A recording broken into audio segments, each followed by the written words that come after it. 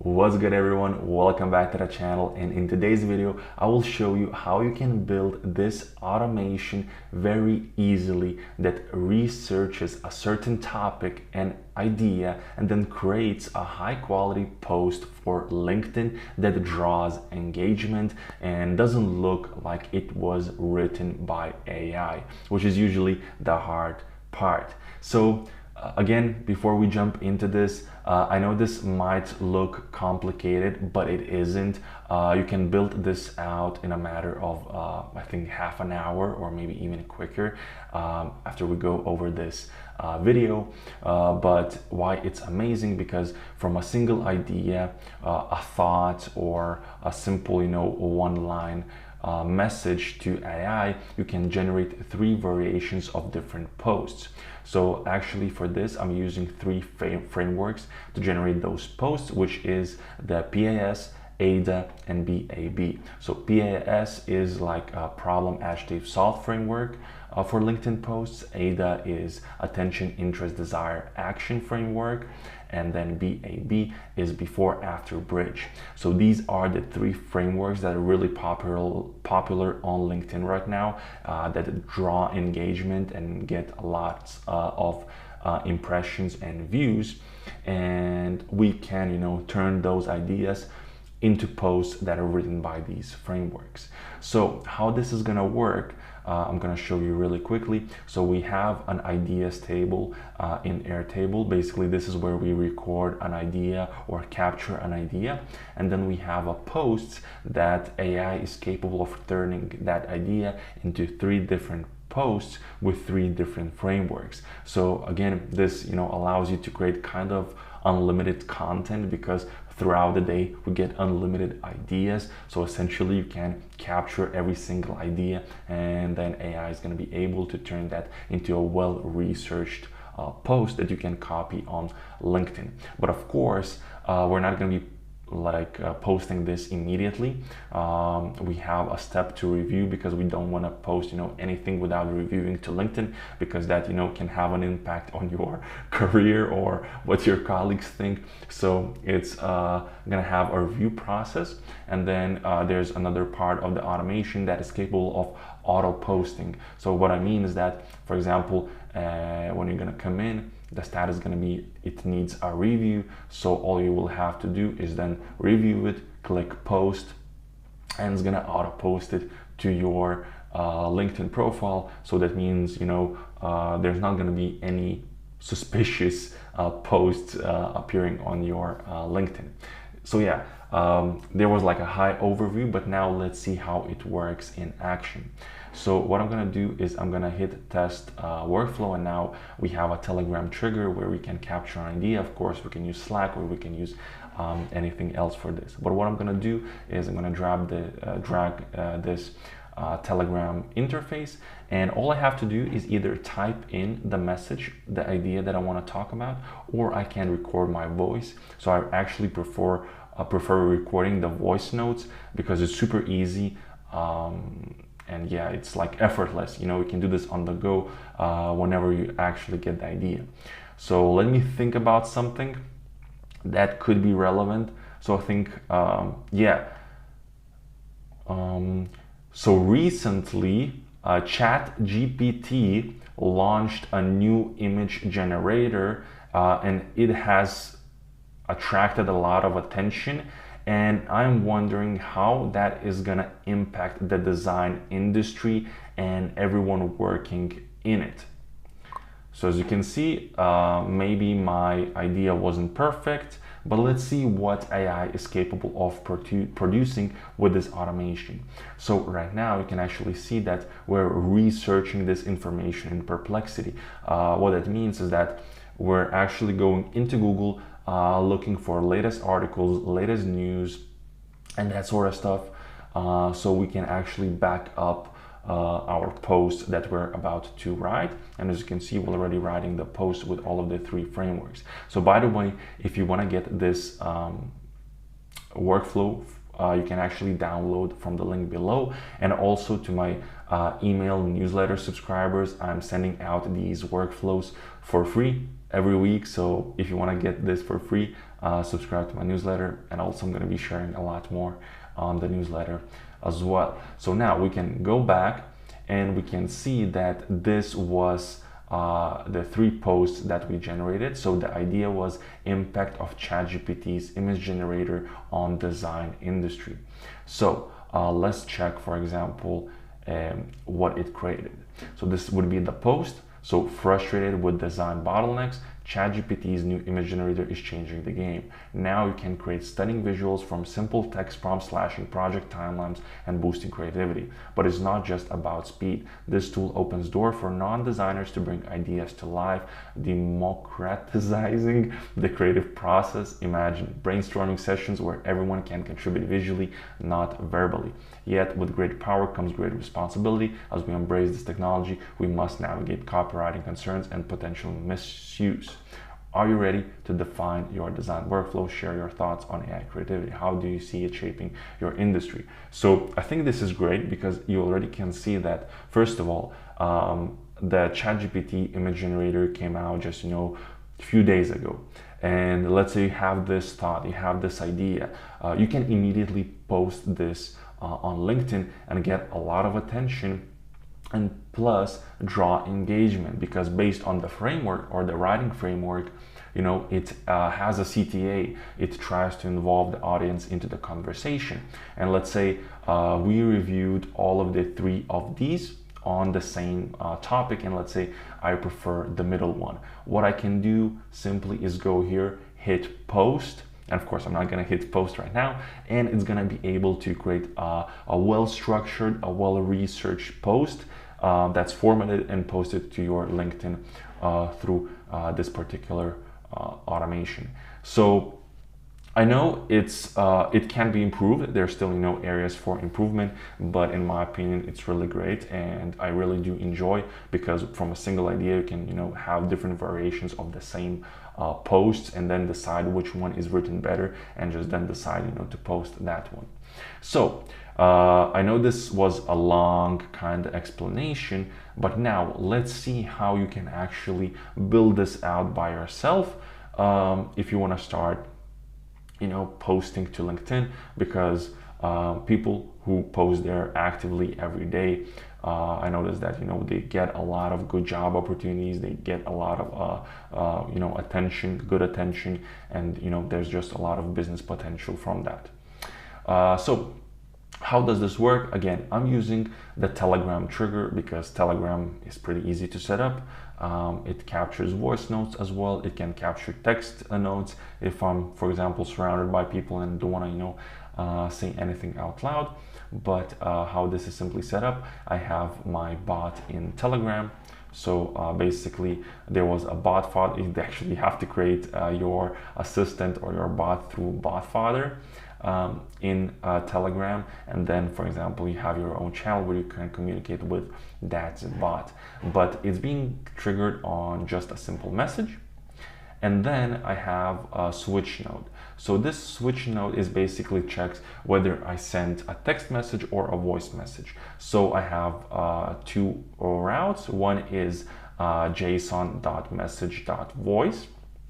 So then it routes to OpenAI to transcribe, and if it's json.message.text, then it routes through a route for text. So for example, if there's text, we just go simply to the edit node where is a text field, and we have this basically expression where it's checking whether it's a text or is whether was it a text transcribed from OpenAI or it's a text from coming from a message directly.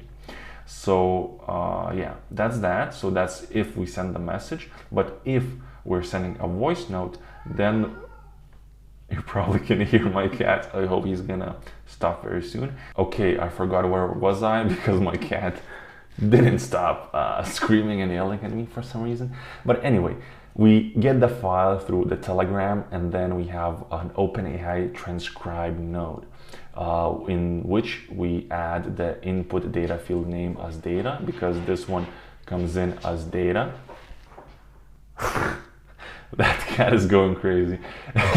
and yeah, and then when it transcribes it, you can see that text here, and again we just pass it over to the edit node,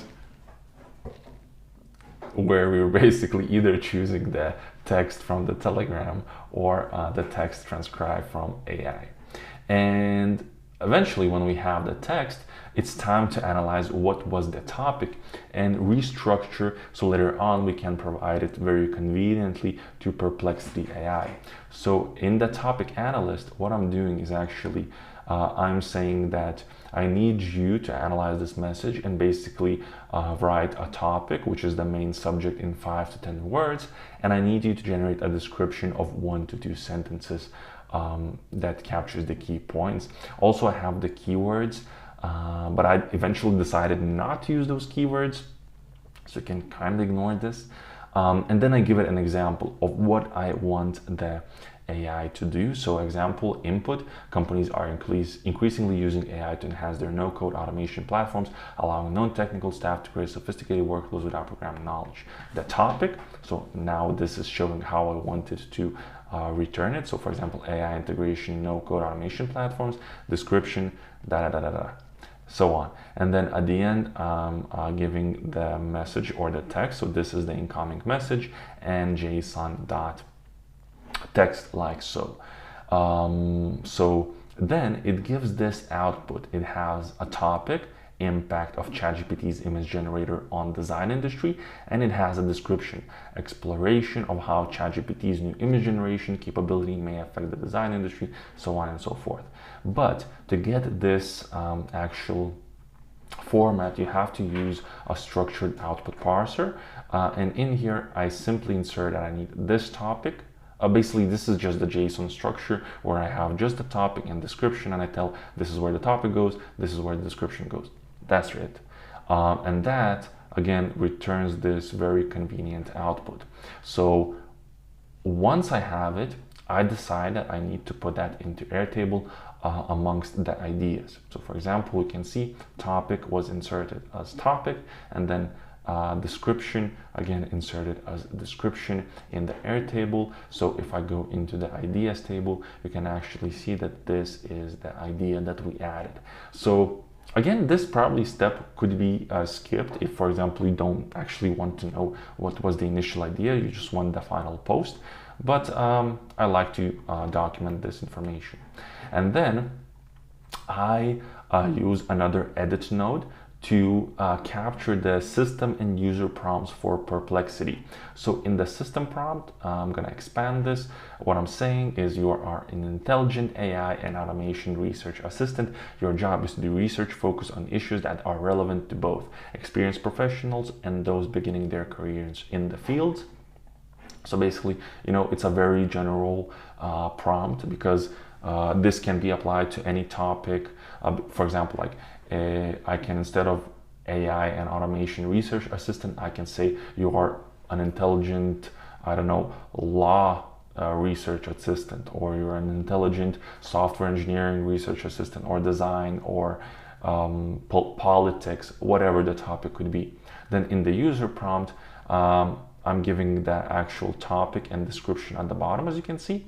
And this is the whole prompt that is given. So your job is to do the detailed research for the topic that was shared and its description. This topic has to be current, impactful, and non-redundant. So these are the prompts, and I'm just using an edit node to create these prompts because it's a lot more convenient than to provide it to Perplexity. So for example, if I click on the HTTP request for Perplexity, of course you can see my bearer token, which I'm gonna delete, so don't worry about that. But again, we're making a post method to chat completions, and this is the JSON that's important to configure in order to do the research. So in the system, as you can see, I'm adding the JSON system prompt and user system prompt, but I'm actually doing putting like a JSON.stringify function wrapped around that. Why? Because if there's going to be any quotes or anything like that, I want that to be escaped, therefore it's not going to break the automation. So let me see if there's a good example in this. I don't think so. There's a good example in this case, but basically it just escapes any quotes, so it doesn't break this JSON structure, and we can actually pass on the information to Perplexity to do research. And another important probably thing to note is that the search recency filter. In my case, it is set to month. That means I want to receive research from the last month of Google searches or what's on the web. I don't want to receive any information that is older than 1 month, because for example in AI and automation space, everything is so fast, so maybe I can even turn this into a week and get only the topics and articles and news from the last week instead of month. But for example, if you're in a slower paced industry, you can let's say type it in a year and you will get all of the research from the last year. So it really depends on the industry, but I prefer using a month in this case. And that's pretty much how you configure the Perplexity. After that, when we do the research and we get the output, so again, the output is going to be, if I'm going to go into choices, there's going to be content. And as you can see, there's like a lot of research that Perplexity did for us. And we didn't need to, to lift a finger. It even gave the sources of where it found. So if you want to add, relevant links to your post, that's also an opportunity and available. So, sorry guys, my cat is cracking me up. So basically when we do the research, then we're passing that on to OpenAI to create a structured. So why do we need that structure? Because again, we're trying to pass it on to the writer in a structured way. And the more structure we can add to the research, the better the writer is going to be able to perform. So how does this work? So let's go into the LLM chain, and we can see that what I'm instructing AI is I'm saying you will receive a research topic. I need you to output the information as JSON, and there is the topic, an array, and inside there is an idea, description, significance, relevant data and insights, and implications. And here is the research topic. So that's pretty much it. Then I require a specific output format, but again, I have the same thing in here as an example.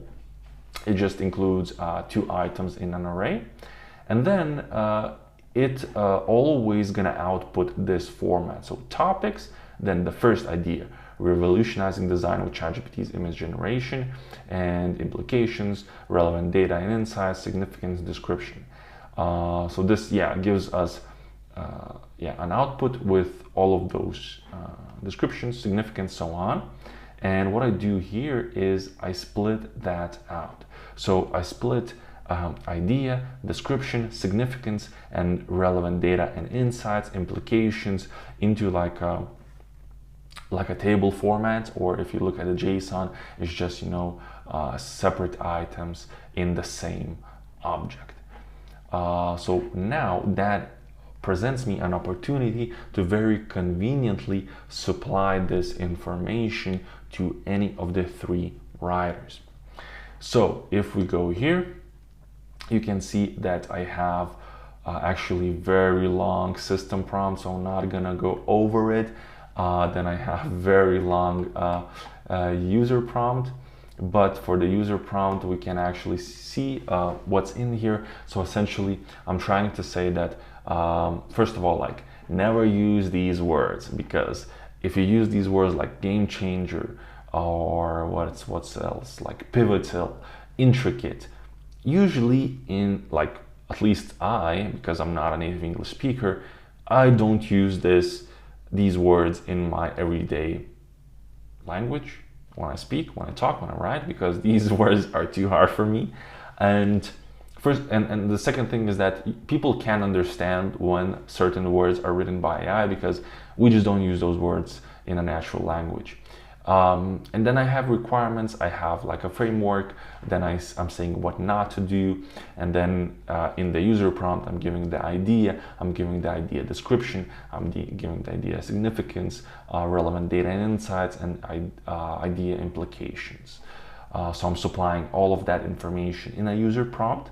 And then like in the system prompt, there's just a lot of instructions on the way I want AI to write, the way I want AI to provide value and not just stuff the post with random words. And for example, for PAS Writer, once this runs, I have a simple JSON with a very simple, or not a simple, but a researched post that has bullet points and that is already formatted with blank spaces. And then what happens is that we add this information to the Airtable. So I'm basically, adding the idea, I'm adding the description, implications, significance, relevant data. If I ever decide that I want to review like how AI came up with the post and what was provided previously, if that's not relevant to any of you, you can actually leave this information out.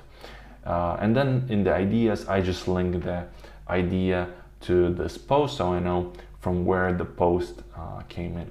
So for example, then when we have this post, I can very nicely see what were the ideas and what were the posts generated for each idea. And that's pretty much it when it comes to generating the posts.